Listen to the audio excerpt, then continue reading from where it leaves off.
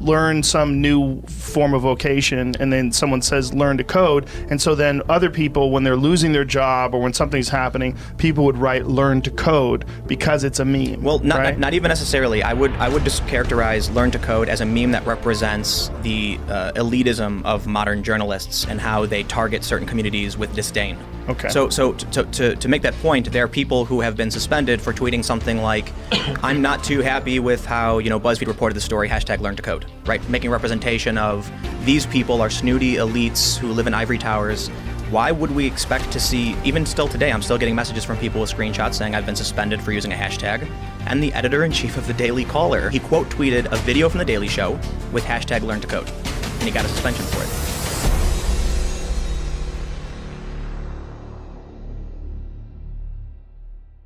While the nation is still enthralled with the Tiger King, I would argue that the situation surrounding the Beanie King is getting even more interesting. Now, before I get into everything, I want to say first, I have spoken to Tim Pool at length. He is an acquaintance of mine. I don't know if you could call us friends. We've only hung out maybe one time, but we do talk a lot. So disclosure there. I have talked to Bill of Minds.com. We are acquaintances. We've never hung out. But in the interest of full disclosure, since I'm putting my true reporter hat on, I want to put that out there. And I've also never met Chris Pool, to my knowledge. The reason I'm making this video is because it's really interesting to me. And I feel protective of Tim. At no point has Tim told me to not do this video. At no point has Tim, who has been very honest with me, told me to hold anything back. And that's in private.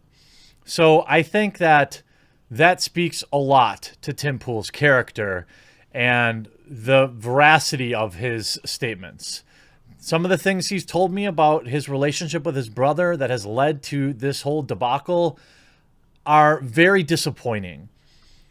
That said, it's not my intention to completely bury Chris, to push him over the edge, but this thing keeps gaining steam, and if I don't address it, I'm going to lose the respect of my viewers. So with that all said, let's get digging. So a couple of months ago, on February 5th, it was brought to my attention that Chris Pool had started a GoFundMe for a $5,000 retainer. And he said, "Hi, I'm Chris Pool. Some of you may know me because I play a character called Reactor on my YouTube channel of the same name. Long story short, I need your help with legal fees so I could begin a lawsuit. Long story long, in 2015, I started a business and brand. Sometime later, after mild success, I agreed to let someone I know join in and help me grow the business." He is referring to Tim Pool here. "I then agreed to let that person's friend join in." He is referring to Bill Ottman of Minds.com. "As it turns out, these were some of the worst decisions I have made in my entire life. I failed to protect myself. I would never have imagined this person would do anything to hurt me." Again, he's referring to Tim Pool. "Because of this, I gave them access to email and social media accounts to the business. Once they had access, they took control and created a new corporation using the same name and logo. The only difference between businesses I created and the new one was that I wasn't an owner and a wealthy investor was." The claim that Chris has made on several occasions, which we will address here, is that Bill Ottman invested $100,000 to Subverse, Tim Pool's company, in an effort to push Chris out. This is verifiably false, and I will prove that. Basically, the two people I had trusted with my business now own the new corporation with a wealthy investor. I didn't even know they had created a new corp without me. I've always thought crowdfunding was a joke. Give me money. Okay. The attorneys I spoke to were very confident because of all the evidence I've collected. The only problem, as they explain it, is that the defendants have access to millions of dollars and they could easily force this to cost me hundreds of thousands, while I can't even afford the $5,000 retainer fee. I know this explanation has been very vague, but I'm hoping this is enough to help you convince you to help me. Now, what Chris doesn't tell you in this conversation is that he had been, in my opinion, extorting his brother Tim Pool for a sum of nearly $300,000. What Chris Pool doesn't tell you, and I have verified via archived communications between the two, is that Chris Pool willingly gave the company to Tim Pool because he wasn't doing anything with it. What Chris doesn't tell you is Bill Ottman, the wealthy investor he is alluding to, never invested $100,000 into the company. He never intended to push Chris out. This is all one of the most bizarre narratives I have ever encountered. Ever. And fortunately, I am connected with Bill and Tim, and I was able to address this. Now, it isn't my intention to cause Chris harm, but it is my intention to protect someone I respect, Tim Pool. And unfortunately, Chris has amped things up, threatening to release personal information about Tim in exchange for retweets and other variety of things. Now, Tim put out a tweet chain on February 9th when he promoted his GoFundMe. In 2015, I started a business and brand. Since then, I brought in business partners who allegedly stole that business from me. Now, I have explained to you that it is in my opinion that this GoFundMe was started to scare Tim Pool into giving him money because Tim refused because he never owed him any money. This scheme was so bad it sucked Notch in. Notch donated $2,500 to this lawsuit, which in my opinion is defrauding people for money. And by the way, when people give money to a GoFundMe, it just funnels to that creator, or to that person. So I don't know if he's taken a withdrawal yet, but if he has, this is pure and simple, in my opinion, fraud. And he has defrauded the people that gave him money. Mama Rage, Logic Guy. See, a lot of these people are probably vocal detractors of Tim Pool, but Justin Wang is here. And I saw him retweet it last night, and I tried to DM him and say, there's more to this story. Then you see Notch, Marcus Persson, $2,500. Lots of money from lots of creators who met Chris Pool or know him through Tim. And Tim brought him to VidCon where he met a lot of people like Grade A Under A and things like that. I was going to let it just go away. That's what I made the decision at the time to just let this go away because I didn't want to cause any problem for Tim. And again, even when he started this, I reached out to Tim and I asked him, dude, what's up with this? He explained everything to me and said that he was just ignoring it because his brother was really just looking for attention. He provided very thorough documentation of everything. Now, I cannot ignore it anymore because on March 31st, Chris released another tweet storm that alleges even more things. And again, this is on the back of what he doesn't tell you, another demand for money from his brother, Tim Pool. In-depth video on my YouTube channel coming soon. By the way, he has gotten, from what I'm told, unauthorized access to the Subverse YouTube channel and created clone Twitter accounts and accessed other social media like Facebook and others for Subverse in the last 12 to 24 hours or in the recent history and removed Subverse employees. In 2015, I started a business called Subverse. Last year, my brother Tim Pool and Emily Mully stole this business and social media accounts from me. To this day, they still lie about being the founders. Tim Pool has never in public or private said he founded the company. He has never told me he has founded the company. He has never, from what I can see, publicly said he has started the company. So he posts this clip saying, proof.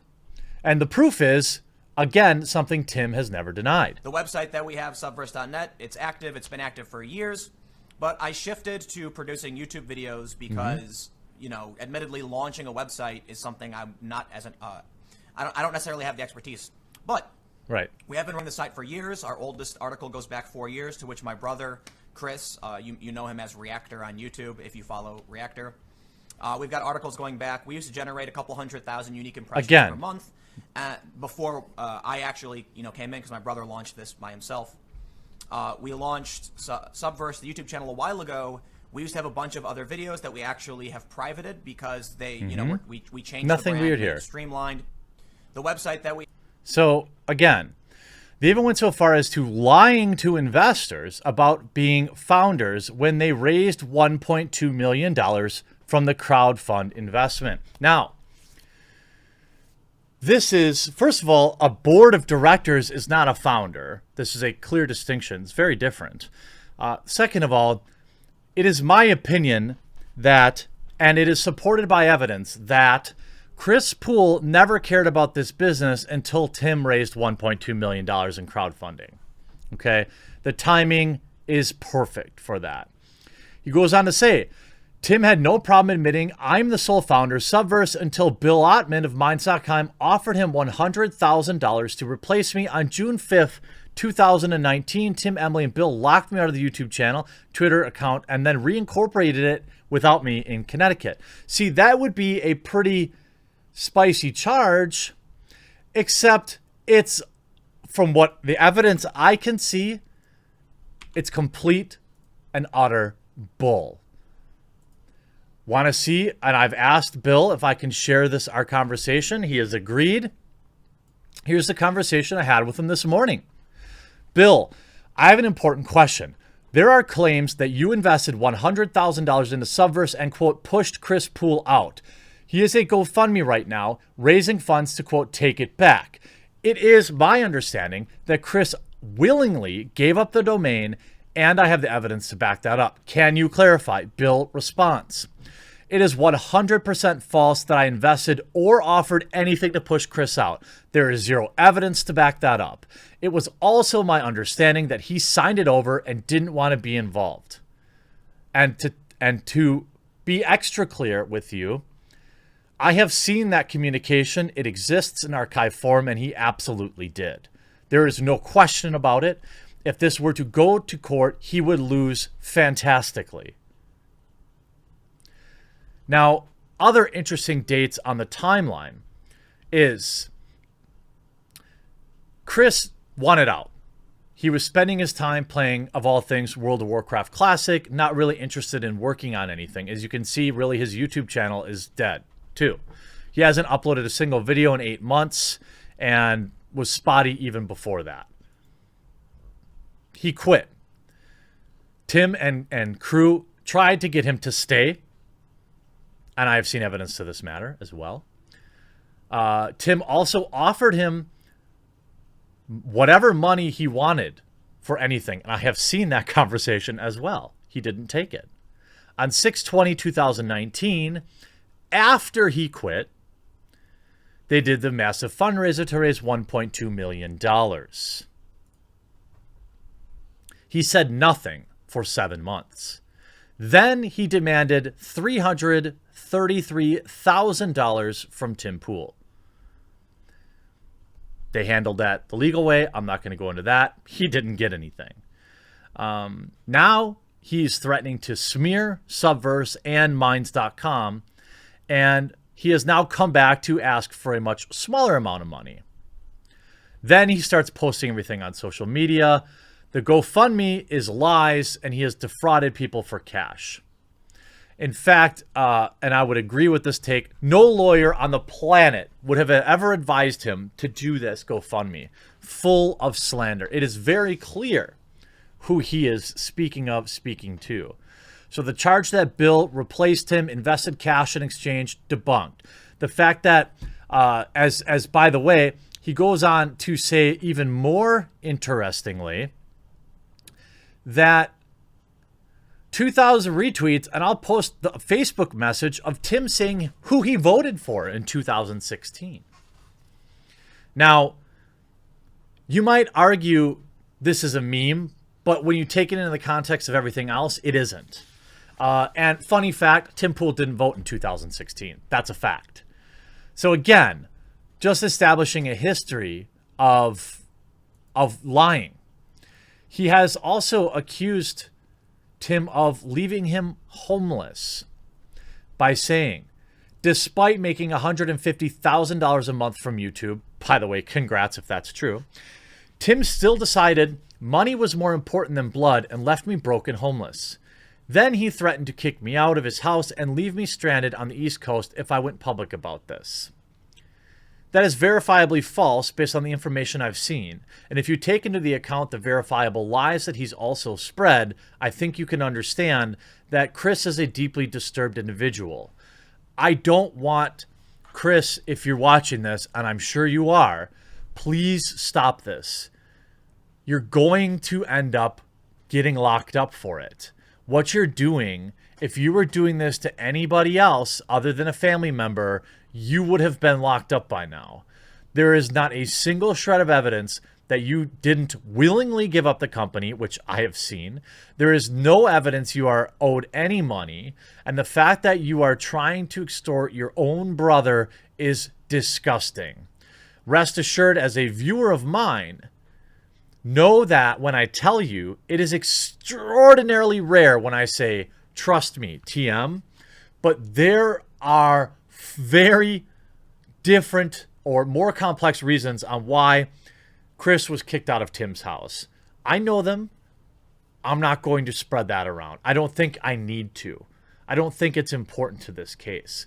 Chris, please get back to working on your YouTube channel and please stop spreading these lies about Tim, because if you continue to double or triple down, believe me, I asked Tim, dude, is there anything off the table? And he said, nope, you can say whatever you want. You can share whatever you want. I'm the one that chose not to, but I can be very certain that other people will not give you the same courtesy. I want the best for your family and you, so please stop this before you really get into trouble. I hope you enjoyed this perhaps more investigative video, and we'll talk to you again real soon.